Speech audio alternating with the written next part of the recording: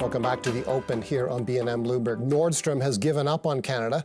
Last week, the retailer says it has not been able to find a path to profitability in this country after 8 years of trying. It's the latest in a series of U.S.-based retailers to decide to leave Canada.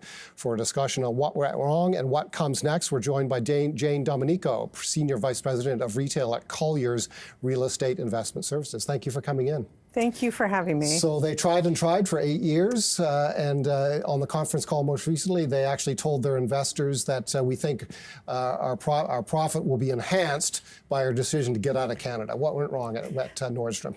Well, first of all, the industry itself, I would say, is disappointed but not surprised.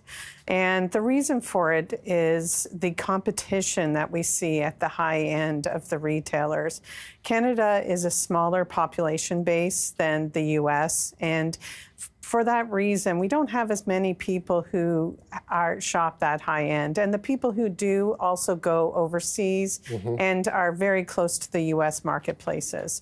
So it was a highly competitive with both Nordstrom, Saks, and our Canadian high-end retailers like Holtz. It's really stepped up their game when Nordstrom announced they were coming in, because they're very highly respected as a retailer. Interesting. What do mall owners do now?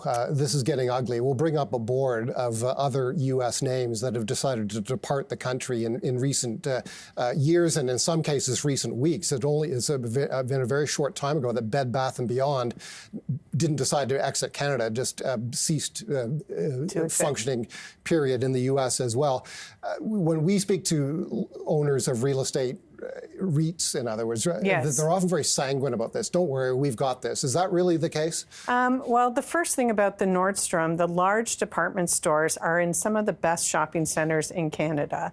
So the demand and the opportunity for those owners are threefold. One, they can look to another retailer. For example, Simons, a very successful long-term Canadian retailer, is looking to expand within Canada, or else they can make that into smaller shop space with a focus on what consumers are looking for, which are restaurant, entertainment, and a continuation of those retailers.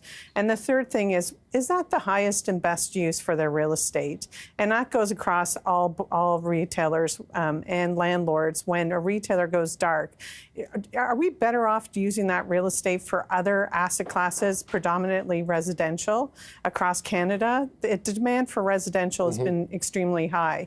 And so a lot of our retailers and our landlords working together have adopted a retail and residential friendly footprint to develop. Would that work, however, in something like in the Eaton Centre in downtown Toronto? We just saw images of Nordstrom there. As you know, that, and as many people know, that space has been occupied by Eaton's, Sears and Nordstrom, and now it's empty again. Yeah. So, you know, the thing about retail, you have to be comfortable with change. And it constantly changes. The consumer changes, the supply chains change. We have things like COVID. All of those retailers are very adaptable.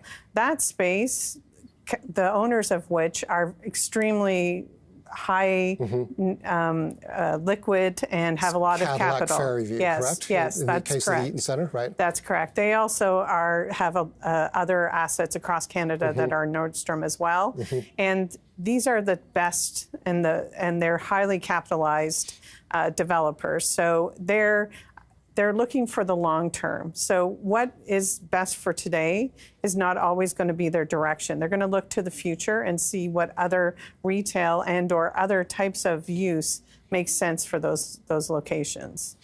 I spoke to a U.S. retailing analyst, not a real estate analyst, but a retailing analyst, and he said in the U.S., as there's been a hollowing out there of some space, we've seen some big mall owners in the U.S. Adopt uses like churches. Churches are moving into shopping malls. Daycare centers are moving into shopping malls.